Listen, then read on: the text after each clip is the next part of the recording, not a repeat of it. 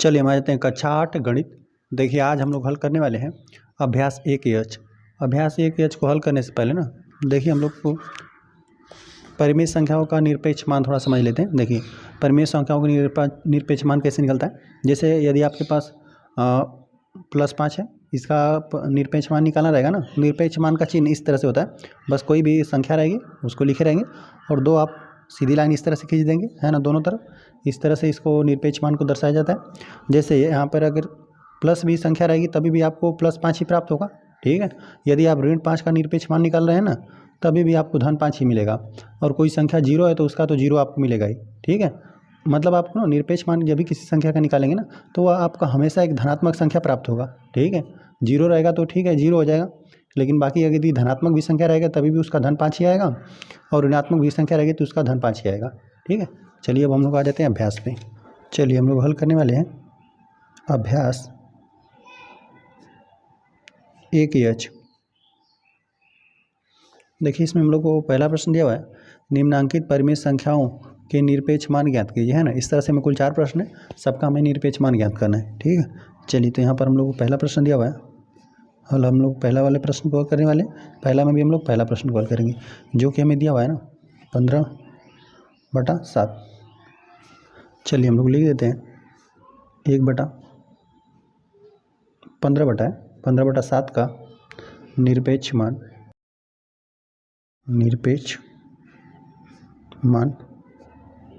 है ना। निरपेक्ष मान का चिन्ह हम लगा देते हैं, 15/7 हो गया, और निरपेक्ष मान का यही चिन्ह होता है ना। इसमें आपको हमेशा एक धनात्मक संख्या ही प्राप्त होगी, है ना। फिलहाल में तो ये संख्या परिमेय संख्या हम लोग को धनात्मक ही है, तो यही संख्या हो जाएगा हम लोग का निरपेक्ष मान, यही हो जाएगा 15/7 ही हो जाएगा। यदि अगर ऋणात्मक भी रहता है ना, तभी भी हम लोग का यही आ जाता, धनात्मक ही आ जाता 15/7, और यही इस प्रश्न का हल है। आ जाते हैं हम लोग सेकेंड वाले प्रश्न पे। सेकेंड में हमें दिया हुआ है ऋण 11/8 दिया हुआ है। चलिए इसका भी हम लोग ज्ञात कर लेते हैं, लिख देते हैं यहाँ पे ऋण 11/8 का निरपेक्ष मान चलिए चिन्ह लगा देते हैं हम निरपेक्ष मान का। इस तरह से चिन्ह होता है, ऋण 11/8 है, हमेशा इसमें आपको एक धनात्मक संख्या ही प्राप्त होगी, ठीक है। तो यहाँ पर ऋणात्मक है तो क्या हो जाएगी 11/8 ही सिर्फ प्राप्त होगा हम लोग को, ठीक है। 11/8 यही प्रश्न का हल है। आ जाते हैं हम लोग थर्ड वाले प्रश्न पे। थर्ड वाले प्रश्न में हमें दिया हुआ है ऋण 19/23, है ना। तो ऋण का गुणा हो गया, आपस में एक धनात्मक संख्या ही लिखा गया है। ऋण का गुणा हो जाएगा तो बाकी आपको धनात्मक संख्या ही प्राप्त हो। चलिए बाकी हम लोग नीचे से हल कर देते हैं। यहाँ पे लिखा हुआ है ऋण 19/23 है, लिख देते हैं का निरपेक्ष मान बराबर ऋण 19/23। चलिए अब इसमें से हम लोग को एक धनात्मक संख्या ही प्राप्त होगी। फिलहाल में जो अंदर लिखा गया है ना, इसको हल कर देंगे तो ऋण का आपस में गुणा होकर धनात्मक हो जाएगा ना, 19/23 ही हो जाएगा। लेकिन हम लोग बस इस तरह से लिख दें, इसी को निरपेक्ष मान का चिन्ह बनाकर, और सिर्फ हम लोग क्या लिख देंगे 19/23, है ना। किसी भी संख्या का निकालेंगे तो हमें एक धनात्मक संख्या ही प्राप्त होगा। चलिए आ जाते हैं हम लोग चौथे वाले प्रश्न पे। चौथा में हमें दिया हुआ है ऋण 8/19 दिया हुआ है। चलिए अब इसका हम लोग ज्ञात कर लेते हैं, लिख देते हैं ऋण 8/19 का ऋण 8/19 का निरपेक्ष मान। हम लोग इस तरह से निरपेक्ष मान का चिन्ह बना दिए, ठीक है। अब यहाँ से हम लोग को एक हमेशा धनात्मक संख्या ही प्राप्त होगी, है ना। तो इसको हम लोग क्या लिख देंगे, सिर्फ 8/19 ही हो जाएगा इसका हल। इस जो ऋण 8/19 दिया था, इस परिमेय संख्या का निरपेक्ष मान हम लोग को कितना 8/19, ये धनात्मक ही है।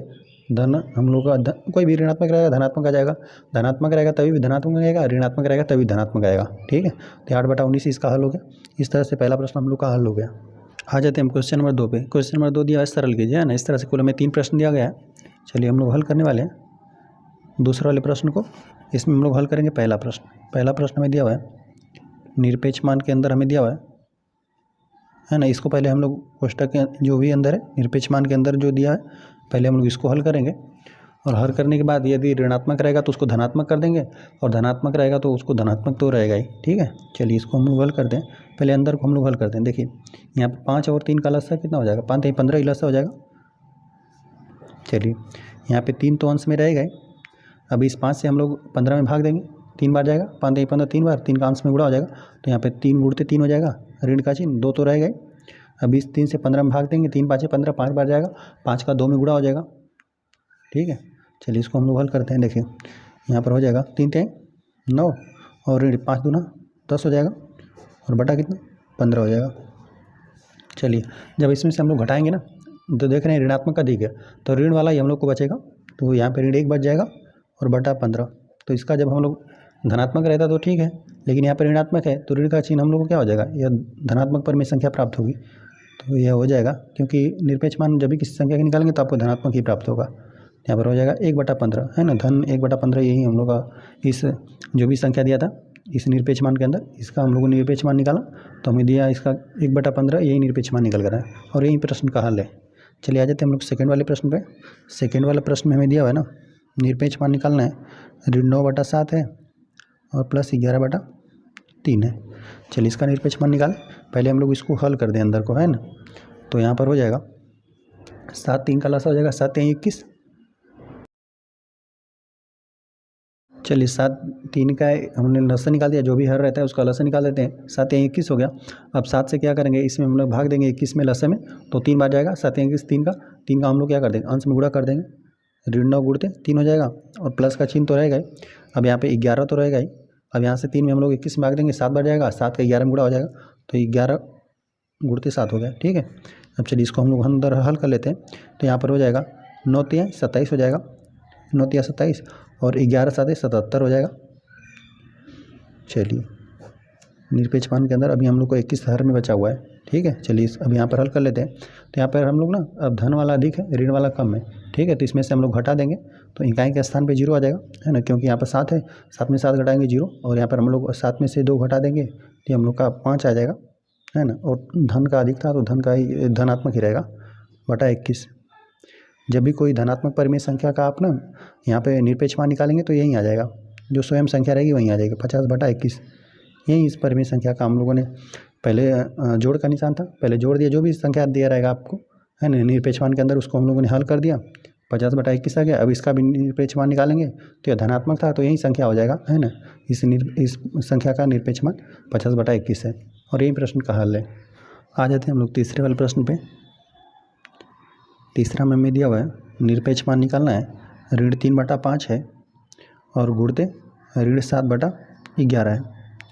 चलिए तो पहले तो हम लोग इसको अंदर को ही हल कर दें। देखिए यह भी परिमेय संख्या आपकी ऋणात्मक है, ये भी ऋणात्मक है, ऋण का गुणा करके आपस में ये धनात्मक हो जाएगा, है ना। तो चलिए तो ये तो धनात्मक हो जाएगा और अंश का अंश में गुणा कर देते हैं, 3 गुणते 7 हो जाएगा और यहाँ पर 5 गुणते 11 हो जाएगा। इसमें कुछ भी आपस में अंश और हर में विभाजित नहीं हो रहा है ना, तो हम लोग आपस में गुणा कर देंगे, 7 3 21 हो जाएगा, 7 3 21 अंश में और 11 5 है 55 हो जाएगा, 55 रहेगा। चलिए अब इसका अब धनात्मक परिमेय संख्या है, इसका हम निरपेक्ष मान निकालेंगे तो यही स्वयं संख्या ही रहेगी, है ना, 21/25 या 21/55 ही आ जाएगा इस परिमेय संख्या का निरपेक्ष मान और यही इस प्रश्न का हल हो जाएगा।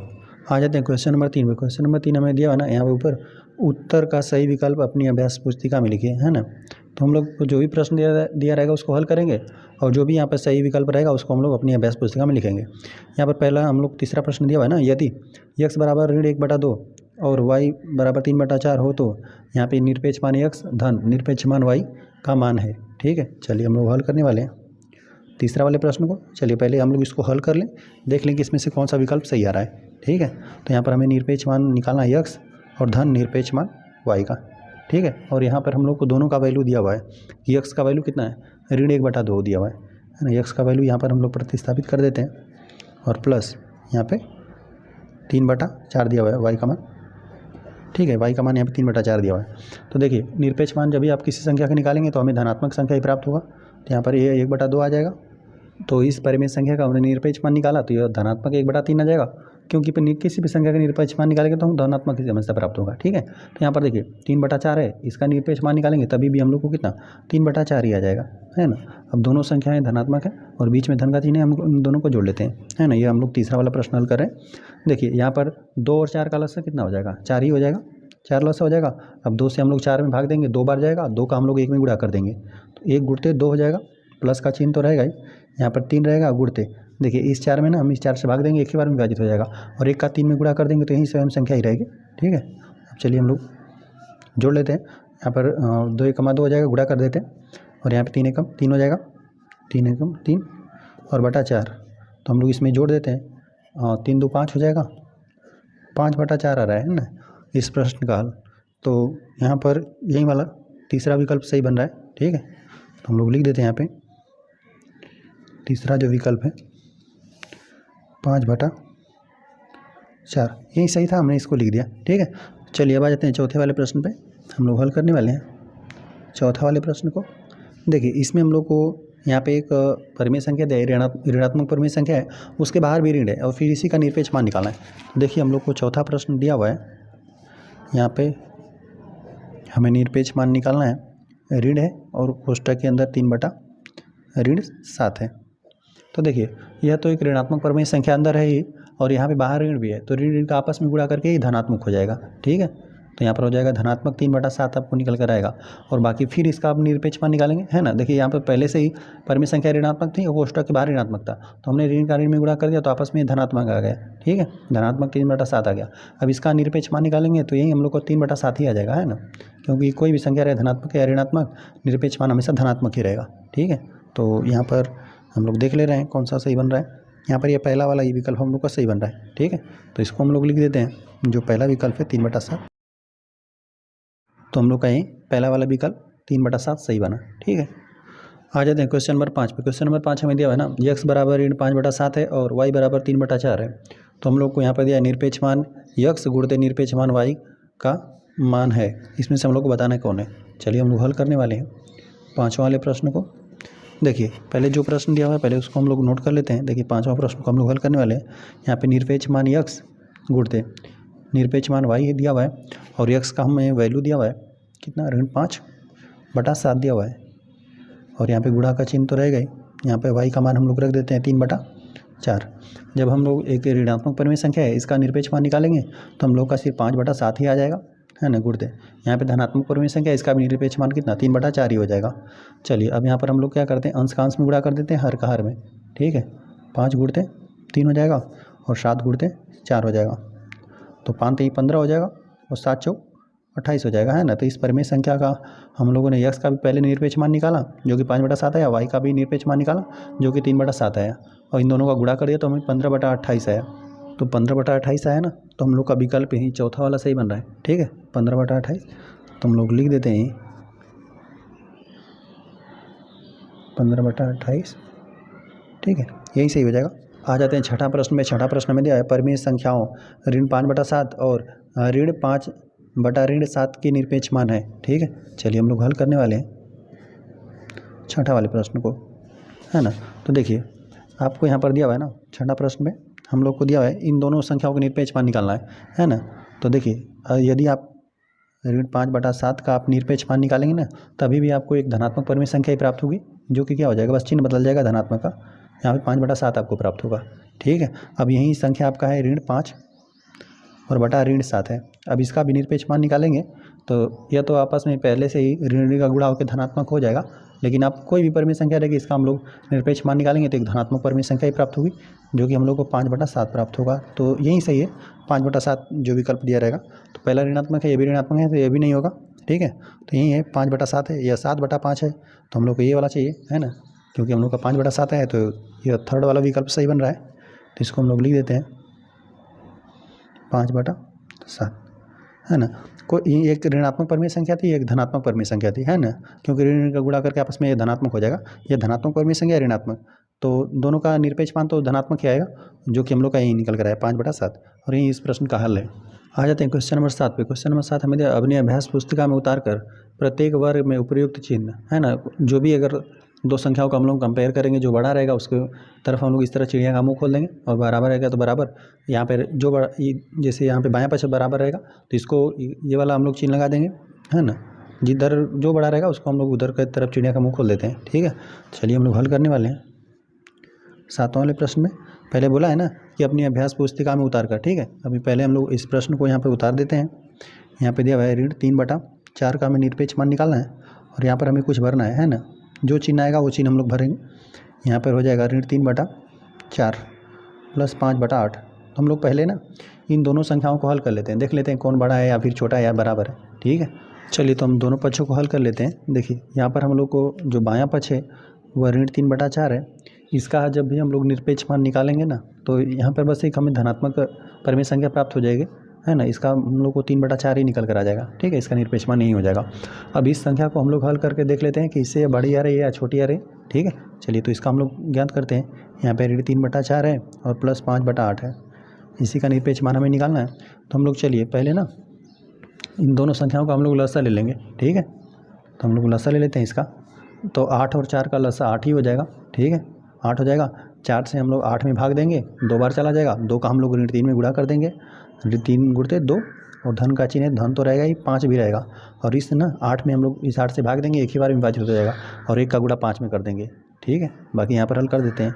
यहाँ पर ये हो जाएगा, हम लोग इसमें गुणा कर देंगे तो 3 दूना 6 और प्लस 5 एकम 5 हो जाएगा और बटा कितना 8 हो जाएगा। चलिए अभी निरपेक्ष मान निकालना बाकी है। तो यहाँ पे ऋणात्मक है, ऋणात्मक अधिक है। ठीक है, तो यहाँ पे ऋण 1 ही हम लोग को बचेगा बटा 8। जब इसका हम लोग निरपेक्ष मान निकालेंगे तो यहाँ तो ऋणात्मक परिमेय संख्या है, तो ये हम लोग को सिर्फ 1/8 ही प्राप्त हो जाएगी। ठीक है, तो अब देखिए यह 3/8 है या 1/8 है, तो इन दोनों में कौन बड़ा है। देखिए चलिए यहाँ पर 3/8 है, नहीं 3/4 है, 3/4 है और यहाँ पर 1/8 है। अब इन्हीं में से हम लोग बताना है कौन बड़ा है। तो हम लोग क्या करते हैं, पहले हर को बराबर कर लेते हैं ताकि हम लोग तुलना कर पाएँ एक दूसरे से, है ना। तो यहाँ पर देखिए अंश में भी 2 से गुणा कर दीजिए, हर में भी 2 से गुणा कर दीजिए, ताकि हर को पहले हम लोग समान बनाते हैं। ठीक है, तो यहाँ पर हो जाएगा 3 दूना 6 हो जाएगा अंश में और 4 दूना 8 हो जाएगा। अब यहाँ पर ये हो जाएगी 1/8। देखिए हर भी समान है तो बस अंश को देख लीजिए कौन बड़ा है। तो यही वाली संख्या बड़ी है, 6 बड़ा है ना 1 से, तो ये वाली संख्या हम लोग का बड़ा हो जाएगी, तो यही है। ठीक है, अब ये वाली संख्या बड़ी थी तो इसके तरफ हम लोग ये वाला इस तरह चिड़िया का मुंह खोल देते हैं। ठीक है, ये वाली संख्या बड़ी थी तो हम लोग इधर इस तरफ ये वाला चिन्ह लगा देंगे। चलिए अब हम लोग आ जाते हैं सेकंड वाले प्रश्न पे। ये हम लोग का पहला प्रश्न था। चलिए अब सेकंड वाला जो भी प्रश्न है पहले हम लोग प्रश्न को नोट करते हैं।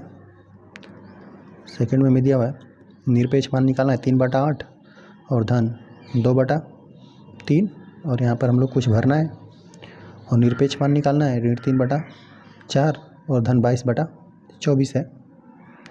चलिए तो हम लोग बायां पक्ष को पहले हल कर लेते हैं। देखिए निरपेक्ष मान निकालना है ऋण 3/8 धन 2/3 का। ठीक है, तो हम लोग पहले इसका लसा ले लेते हैं। यहाँ पर हो जाएगा 8 और 3 में कुछ भी वैनिश नहीं है तो इनका गुणनफल ही लसा हो जाएगा। 8 3 24 हो जाएगा लसा। अब हम लोग ना यहाँ पर ऋण 3 तो रहेगा ही, यहाँ पर हम लोग ना 24 में 8 से भाग देंगे, 3 बार जाएगा, 8 3 24 होगा, 3 का यहाँ पर गुणा हो जाएगा, 3 गुणते 3 धन 2 तो रहेगा ही, 3 से हम लोग 24 में भाग देंगे, 3 8 24 होता है, 8 का 2 में गुणा हो जाएगा। ठीक है, तो अब इसको हम लोग हल कर देंगे। ऋण 3 तिहाई 9 हो जाएगा प्लस 8 दूना 16 हो जाएगा बटा 24 हो जाएगा। अब देखिए यहाँ पर ना धन वाला चीज़ अधिक है। ठीक है, धन वाली संख्या अधिक है तो यही धनात्मक ही बचेगा। इसमें से आप 9 घटा देंगे ना तो आपको 7 बचेगा। ठीक है, 7/24।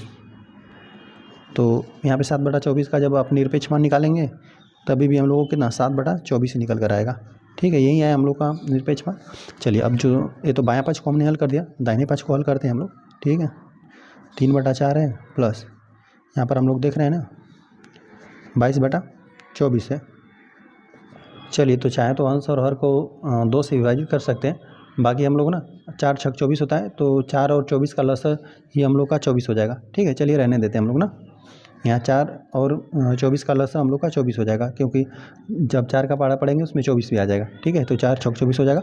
चलिए तो यहाँ पर हो जाएगा 4 से हम लोग भाग देंगे 24 में तो 6 बार जाएगा और 6 का हम लोग कितना ऋण 3 में गुणा कर देंगे, ऋण 3 गुणते 6 प्लस यहाँ पे 2 22 है 22।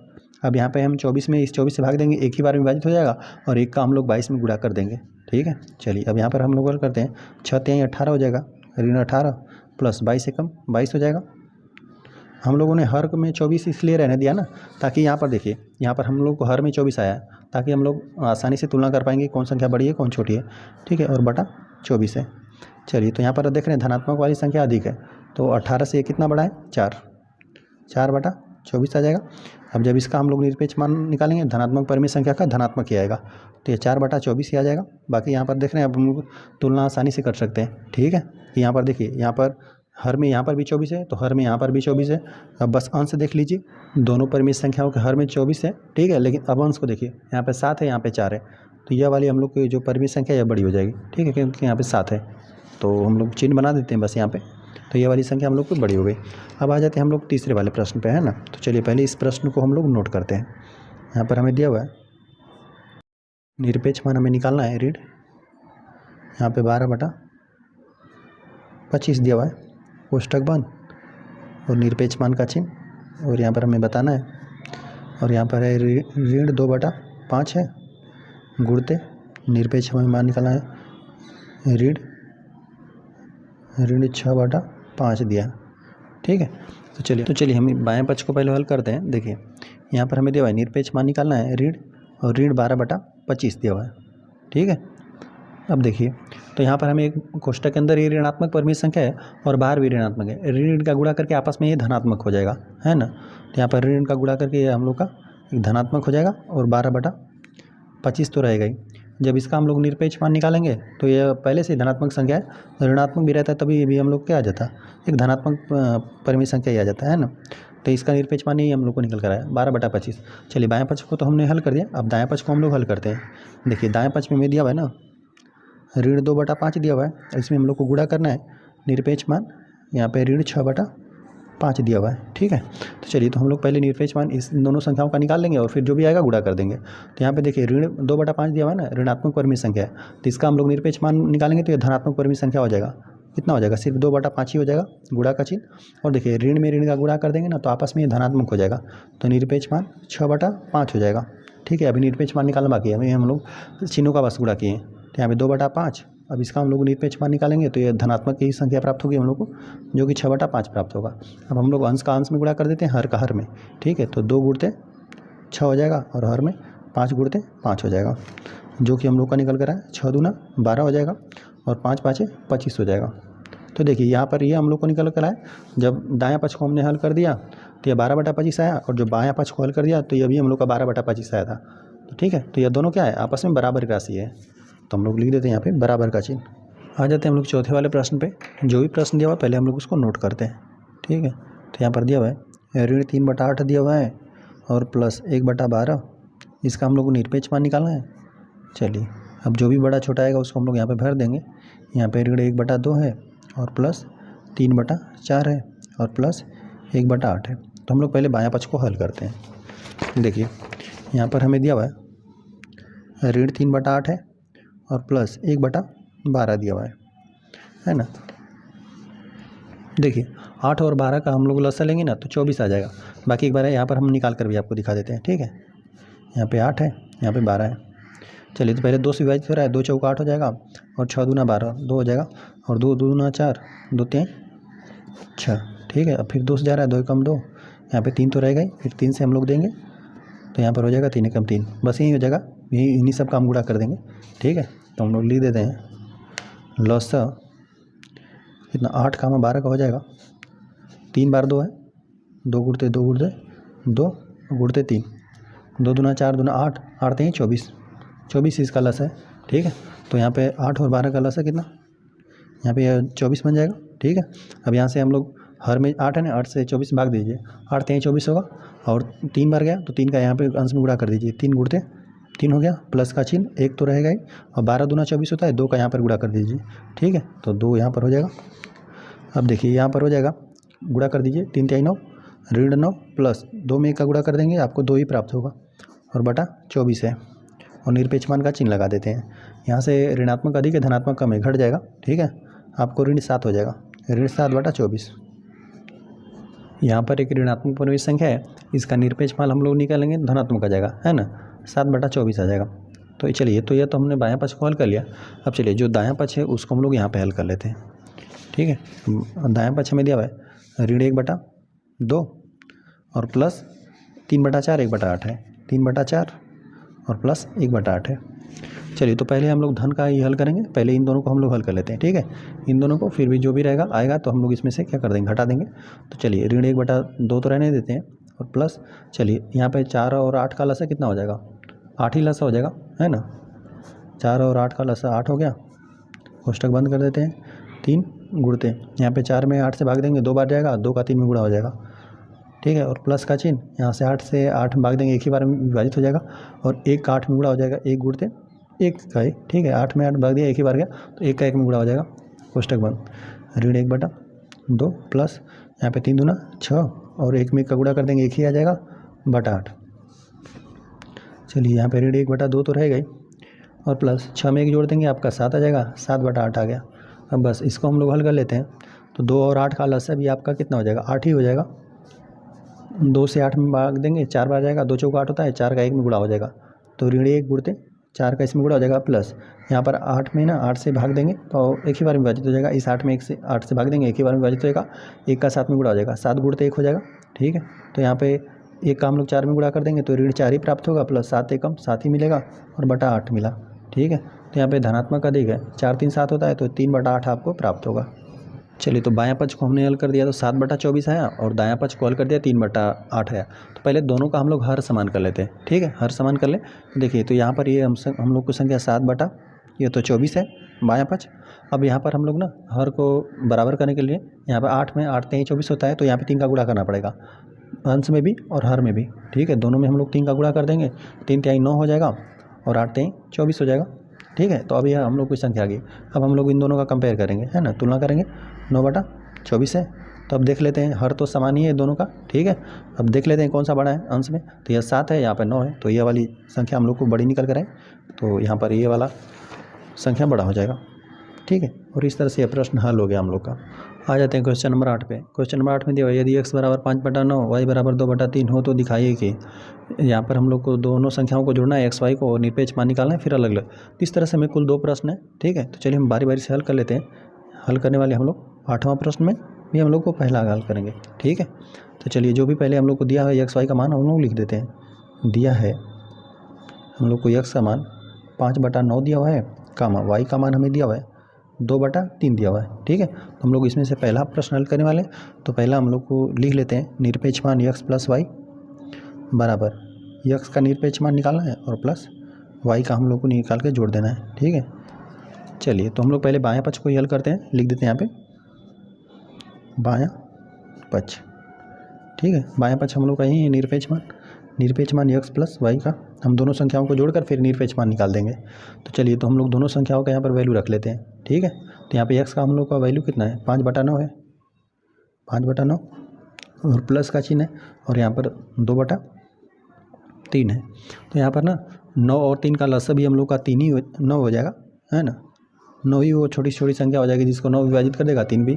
तो 9 में हम लोग 9 से भाग देंगे तो एक ही बार में विभाजित हो जाएगा, तो 5 में 1 का गुणा हो जाएगा, 5 गुणते 1, और निरपेक्ष मान का चिन्ह तो रहेगा ही, प्लस का चिन्ह। 3 में 3 से भाग देंगे, 3 तिहाई 9, 3 बार जा रहा है, तो 2 का 3 में गुणा हो जाएगा, ठीक है। जितना बार यहाँ पर भाग देते हैं, हर में से यहाँ पर लसा में जितना बार जाता है उसका अंश में गुणा कर देते हैं। तो यहाँ पर 3 बार जा रहा था, तो 3 का हमने यहाँ पर गुणा कर दिया, ठीक है।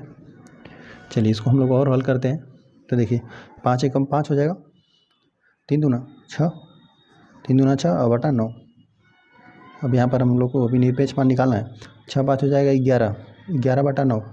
फिर इसका आप निरपेक्ष मान निकाल देंगे ना, तभी हम लोग को कितना 11/9 ही प्राप्त होगा, ठीक है। क्योंकि किसी धनात्मक संख्या के निरपेक्ष मान निकालेंगे तो आपको वहीं आएगा। चलिए, अब हम लोग दायां पक्ष को हल कर लेते हैं, ठीक है। लिख देते हैं हम दायां पक्ष हमें दिया हुआ है, निरपेक्ष मान हमें x का निकालना है और फिर प्लस निरपेक्ष मान y का निकालना है, फिर दोनों का हम लोग जोड़ देंगे। चलिए, दोनों का हम लोग वैल्यू रख देते हैं। यहाँ पर है x का मान कितना 5/9 है, इसका निरपेक्ष मान निकालेंगे धन। y का मान 2/3 है, इसका हम लोग निरपेक्ष मान निकालेंगे। देख रहे हैं दोनों संख्याएं धनात्मक हैं आपस में, है ना। तो धनात्मक परिमेय संख्याओं का हम लोग को निरपेक्ष मान धनात्मक ही आता है, तो यह 5/9 ही हो जाएगा, प्लस 2/3 ही हो जाएगा। चलिए, यहाँ पर 9 और 3 का लसा हो जाएगा, हम लोग को 9 ही प्राप्त होगा, है ना। 9 और 3 का लसा 9 हो जाएगा। अब इस 9 में हम लोग 9 से भाग देंगे, एक ही बार में विभाजित हो जाएगा, 1 का 5 में गुणा हो जाएगा, 5 गुणते 1 हो जाएगा, और प्लस का चिन्ह तो रहेगा ही, 2 तो रहेगा ही। अब इस 9 में हम लोग 3 से भाग देंगे, 3 बार विभाजित हो जाएगा, 3 का यहाँ पे गुणा हो जाएगा, 2 गुणते 3 हो जाएगा, ठीक है। यहाँ पर हम लोग बायां पक्ष कॉल कर रहे हैं इधर, ठीक है। तो यहाँ पर हो जाएगा 5 एकम 5, 5 का 1 गुणा करेंगे 5 ही आ जाएगा, और प्लस यहाँ पे 3 दूना 6 हो जाएगा, और बटा तो 9 तो रहेगा ही, ठीक है। तो अब यहाँ पर हो जाएगा हम लोग का 6 5 11, 11 बटा हम लोग को 9 निकल कर आ गया, ठीक है। यहाँ पर हम लोग को ना पहले जोड़ना था और फिर निरपेक्ष मान निकालना था, तो हम लोगों ने जोड़ा तभी भी हम लोग को 11/9 आ गया, फिर निरपेक्ष मान निकाला तो 11/9 ही आ गया। अब यहाँ पर पहले ही हम लोग को यक्स का निरपेक्ष मान निकाल लिए, ठीक है, जो कि 5/9 आ गया, दोनों धनात्मक संख्या था तो धनात्मक ही आएगा।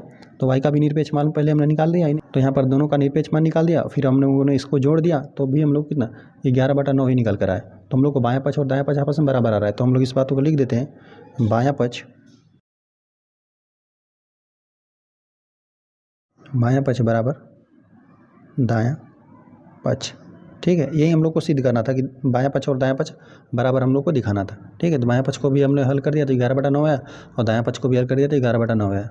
इस तरह से पहला प्रश्न हल हो गया। आ जाते हैं हम लोग सेकंड वाले प्रश्न पे। सेकंड में हमें दिया हुआ है ना, यही हम लोग को सिद्ध करना है। चलिए पहले जो दिया है पहले उसको हम लोग लिख देते हैं। हम लोग को दिया है यक्स का मान दिया था हम लोग को, यक्स का 5/9 है, और वाई का मान हमें दिया हुआ है 2/3। और हम लोग को यही सेकंड वाला सिद्ध करना है कि पहले इनको गुणा करिए फिर उसका निरपेक्ष मान निकालिए, ठीक है।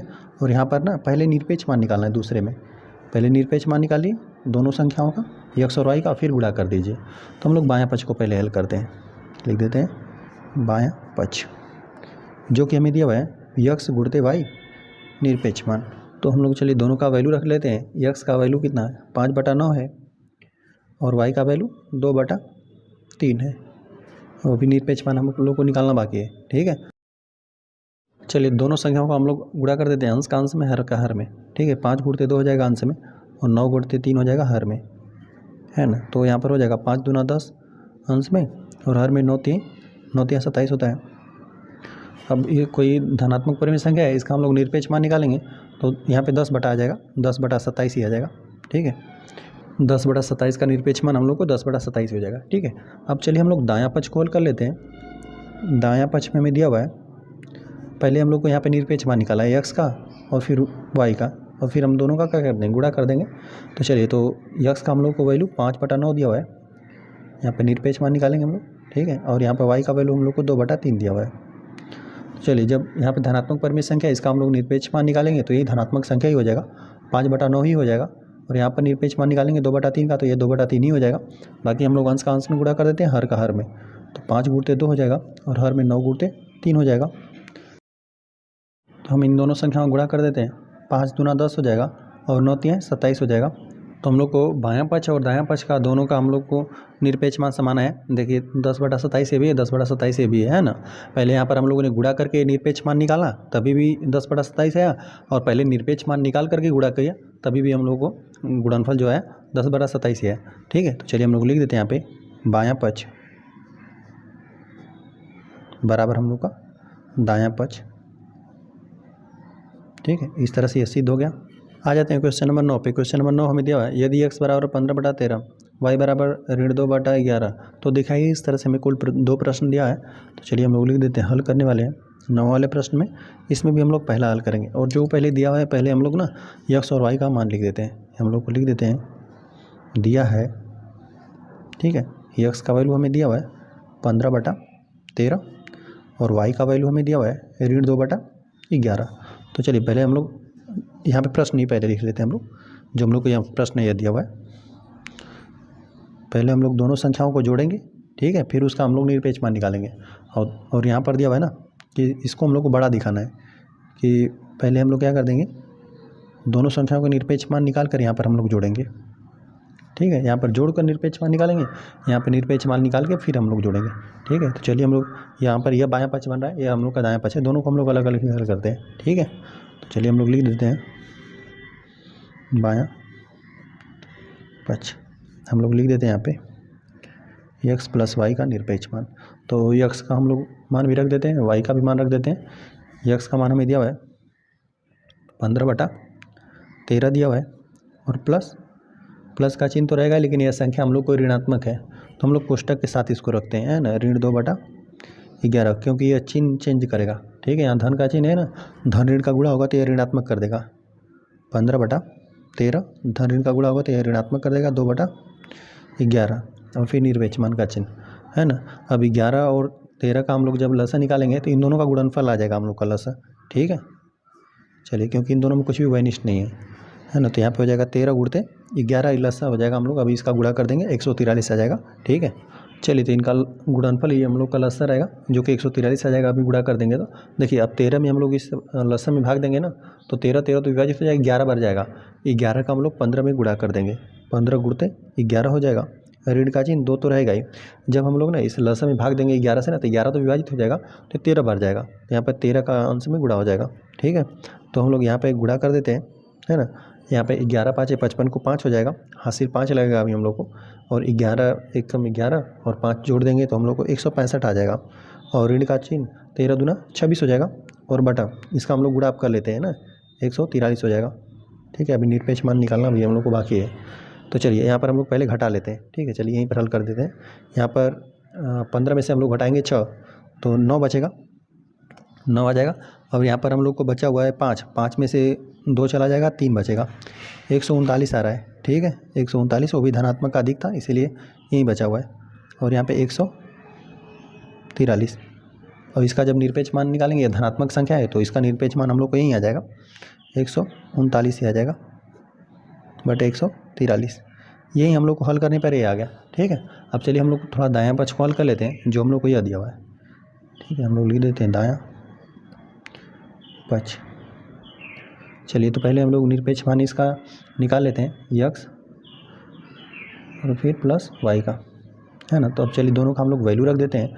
यक्स का वैल्यू हम लोग को रखना है 15/13, और प्लस यहाँ पे वाई का मान हम लोग को रखना है ऋण 2/11।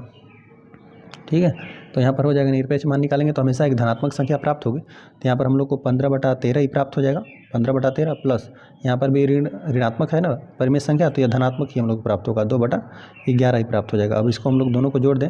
चलिए 13 और 11 का हम लोग लसा ले लेंगे तो यही 143 आ जाएगा, इन दोनों का गुणनफल ही लसा हो जाएगा। ठीक है, तो हम लोग चलिए लिख देते हैं यहाँ पर 13 गुणते 11 फिलहाल में लिख देते हैं, क्योंकि अभी हम लोग को विभाजित भी करना होगा। ठीक है, तो देखिए यहाँ पर 13, जैसे इस लसा में ना हम लोग भाग देंगे 13 से, तो यहाँ पे 13 विभाजित हो जाएगा, 11 बढ़ जाएगा, तो 11 का 15 में गुणा हो जाएगा। तो यहाँ पे 15 गुणते 11 हो जाएगा, प्लस का चिन्ह 2 तो रहेगा ही। ठीक है, अब यहाँ पर हम लोग ना इस लसा में 11 से भाग देंगे तो 11 तो विभाजित हो जाएगा, 13 बढ़ जाएगा, 13 का 2 में गुणा हो जाएगा, तो 2 गुणते 13 हम लोग को प्राप्त होगा। चलिए यहाँ पर हम लोग गुणा कर देते हैं, 11 का हम लोग यहाँ पे 15 में गुणा कर देते हैं। ठीक है, 11 5 55 को 5, अभी हासिल हम लोग को 5 लगा हुआ है। ठीक है, अभी 11 के 1 में गुणा कर देंगे तो 11 आ जाएगा, और 5 हम लोग जोड़ देंगे तो 16 हो जाएगा, 165 आ जाएगा, प्लस 13 दूना 26 आ जाएगा, है ना। अब आप 13 का हम लोग 11 में गुणा कर लेते हैं, है ना, 13 का 11 में गुणा कर देंगे तो आप को 143 आ जाएगा। ठीक है, यही लसा था हम लोग का। बाकी इन दोनों संख्याओं को अंश में हम लोग जोड़ देते हैं। देखिए 6 5 11 हो जाएगा, कहेंगे स्थान 11 हो जाएगा। ठीक है, हासिल 1 लगा हुआ है, और यहाँ पे 2 और 6, 6 2 8 1 9 हो जाएगा, और यहाँ पर हम लोग सैकड़े का स्थान पर 1 है तो 191 आ गया, और बटा कितना 143। तो देखिए अब यहाँ पर ना हम लोग को 191, देखिए हर, देखिए यहाँ पर दोनों सेम है, बायां पक्ष को हमने हल कर दिया तो यहाँ पे हर तो दोनों का सेम है, लेकिन अंश देखिए यहाँ पर 139 है और यहाँ पे 191 है, तो यह वाली संख्या अधिक है। तो यहाँ पे जो कथन लिखा था ना कि पहले निरपेक्ष मान निकाल कर जोड़िए, ठीक है, और यहाँ पर पहले कह रहा था कि जोड़ दीजिए फिर निरपेक्ष मान निकालिए, तो जाहिर सी बात है यह वाली संख्या हम लोग को क्या है, बड़ी है। हम लोग लिख देते हैं, यहाँ पे देखिए लिख देते हैं 191 जो है 191 बटा 143 है, वो क्या है, बड़ा है ना। तो इधर का हम लोग चिड़िया का मुंह खोल देते हैं और यहाँ पे लिख देते हैं 139 बटा 143। ठीक है, हम लोगों ने बायां पक्ष खोल कर दिया तो 139 बटा 143 आ रहा था, और दायां पक्ष खोल कर दिया तो 191 बटा 143 आ रहा था। यह वाली संख्या बड़ी थी, तो यहाँ पे जो एक कंडीशन हम लोग को लिखा था ना, तो ये हम लोग का सही लिखा था, तो हमने लिख दिया इसको। तो यहाँ पर हमें जो प्रश्न दिया था ना कि पहले दोनों संख्याओं को जोड़कर निरपेक्ष मान निकालिए, यहाँ पर पहले जोड़ लेना, पहले निरपेक्ष मान निकाल लेना था फिर जोड़ना था, तो यहाँ पर ये कथन जो दिया था हम लोग को सही दिया है ना। बाकी हमने हल करके भी दिखाया कि दायां पक्ष बड़ा ही है ना, और बायां पक्ष क्या है, छोटा है। तो हम लोग लिख देते हैं, अतः दिया गया कथन सत्य है, दिया गया कथन सही है, लिख देते हैं। आ जाते हैं हम लोग सेकंड वाले प्रश्न पे, है ना। तो सेकंड में जो भी पहले दिया है एक्स वाई का पहले हम लोग मान लिख लेते हैं। हम लोग को दिया है यक्स का मान हमें यहाँ पर दिया था 15/13 दिया हुआ है, और वाई का मान हमें ऋण 2/11 दिया हुआ है। ठीक है। तो हम लोग को यही वाला कंडीशन वाला हल करना है हम लोग को। पहले दोनों का गुणा कर देंगे, फिर निरपेक्ष मान निकालेंगे, और यहाँ पे निरपेक्ष मान निकाल कर यहाँ पे यक्स है, फिर हम लोग गुणा कर देंगे। चलिए तो हम लोग यहाँ पर बायां पक्ष को पहले हल करते हैं। बायां पक्ष जो कि हम लोग को दिया है यक्स गुणते वाई, और इसका निरपेक्ष मान निकाल देंगे। चलिए वैल्यू रख देते हैं। यक्स का मान हम लोग को 15 है और बटा यहाँ पे 13 है, और गुणा करना है हम लोग को ऋण 2/11 का। चलिए फिर हम लोग निरपेक्ष मान निकाल देंगे। ठीक है। तो अब यहाँ पर हम लोग देखिए अंश का अंश में देखिए यहाँ पर धनात्मक परिमेय संख्या या ऋणात्मक, तो हम लोग को एक ऋणात्मक परिमेय संख्या ही प्राप्त होगी, गुणनफल जो होगा ऋणात्मक होगा। और अंश का अंश में गुणा कर देते हैं, 15 गुणते 2 और हर का हर में 13 गुणते 11 हो जाएगा। ठीक है। आपस में कुछ अंश और हर में विभाजित नहीं है, तो हम लोग गुणा कर लेते हैं ना। गुणनफल हम लोग को प्राप्त होगा 15 दूना 30 हो जाएगा अंश में। ठीक है। और 11 का हम लोग 13 में गुणा कर देंगे तो 143 आ जाएगा। ठीक है। चलिए जब भी एक ऋणात्मक परिमेय संख्या का आप निकालेंगे निरपेक्ष मान तो हमेशा धनात्मक आएगा। यहाँ पर आ जाएगा हम लोग का 30/143 आ जाएगा। ठीक है। अब चलिए दायां पक्ष को हल कर लेते हैं हम लोग। दायां पक्ष यहाँ पर बोला है कि निरपेक्ष मान पहले निकालेंगे हम लोग यक्स वाई का, और फिर गुणा कर देंगे। चलिए तो पहले हम लोग को यक्स का मान कितना है 15/13, इसका निरपेक्ष मान निकालना है। और वाई का वैल्यू कितना हम लोग को ऋण 2/11 दिया हुआ है। तो चलिए जब एक धनात्मक परिमेय संख्या का निरपेक्ष मान निकालेंगे तो हम लोग को 15/13 ही आ जाएगा। ठीक है। चलिए निरपेक्ष मान हम निकाल दिए। ठीक है। और गुणा यहाँ पे एक ऋणात्मक परिमेय संख्या, यहाँ पर इसका निरपेक्ष मान निकालेंगे तो ये 2 हम लोग का 11 ही आ जाएगा, है ना। बाकी हम लोग अंश का अंश में गुणा कर लेते हैं। 15 गुणते 2 हर का 13 गुणते 11, 15 दूना 30 हो जाएगा। और 11 में हम लोग 13 गुणा कर देंगे तो 143 आ जाएगा, है ना। बायां पक्ष को भी हल कर दिया तो 30/143 आ रहा है, दायां पक्ष को भी हल कर दिया तो 30/143 आ रहा है। ठीक है। तो मतलब ये हम लोग का जो कथन दिया था ना वो सत्य दिया था। हम लोग लिख देते हैं यहाँ पे बायां पक्ष बराबर या दायां पक्ष आ रहा है। ठीक है। यहाँ पर यही दिया था कि बायां पक्ष को भी हल करेंगे तभी भी दोनों गुणनफल बराबर ही आएगा, है ना। पहले गुणा करके निरपेक्ष मान निकालें या पहले निरपेक्ष मान करके निकाल कर गुणा करें। ठीक है। तो हम लोग को देखें हल करके ना दोनों आपस में बराबर आ रहा है, तो हम लोग लिख देते हैं दिया गया कथन सत्य है।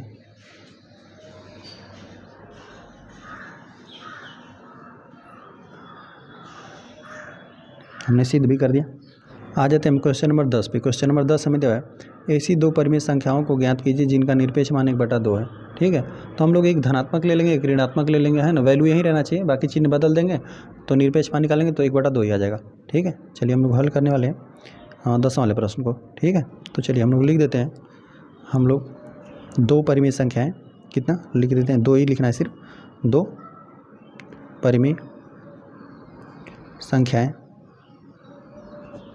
हम लोग लिख देते हैं ऋण 1/2 लिख देते हैं एक को। ठीक है। और एक लिख देते हैं 1/2 लिख देते हैं, है ना, धन 1/2। इन दोनों का निरपेक्ष मान निकालेंगे ना तो आपका 1/2 ही आएगा, क्योंकि यहाँ पे ऋणात्मक को भी धनात्मक कर देगा, धनात्मक रहेगा तो उसका धनात्मक तो आएगा ही। ठीक है। दो परिमेय संख्याएँ ऋण 1/2 और 1/2 का हम लोग लिख देते हैं का निरपेक्ष मान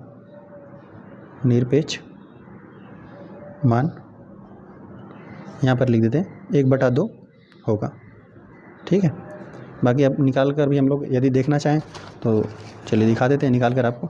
यहाँ पे ऋण 1/2 है, इसका हम लोग निरपेक्ष मान निकालेंगे तो धनात्मक भी आ जाएगा, तो ये अभी 1/2 आ जाएगा। और धन 1/2 है, इसका हम निरपेक्ष मान निकालेंगे तभी भी 1/2 आ जाएगा। तो यही दोनों संख्याएँ हैं, एक धनात्मक हमने एक ऋणात्मक लिख दिया, एक धनात्मक लिख दिया। तो इस तरह से ये प्रश्न हम लोग का हल हो गया। चलिए इस तरह से अभ्यास हम लोग का समाप्त हो गया। वीडियो पसंद आया तो चैनल को सब्सक्राइब जरूर करें।